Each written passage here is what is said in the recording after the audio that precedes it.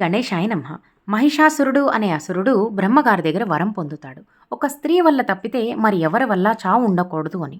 అప్పుడు దేవతలందరూ వారి వారి ఆయుధాలను శక్తి స్వరూపిణి అయిన దుర్గకి ఇవ్వగా ఆవిడ సింహారుడ అయి మహిషాసురుణ్ణి చంపడానికి వెళ్తుంది. మహిషాసురుణ్ణి చంపి ధర్మ సంస్థాపన చేస్తుంది. అమ్మవారి వాహనం అయిన సింహం ధర్మానికి ప్రతీక. ధర్మం లేని చోట ఆవిడ అనుగ్రహం ఉండదు. ఇంకొక విషయం గమనిస్తే అమ్మవారు సర్వదేవత స్వరూపిణి.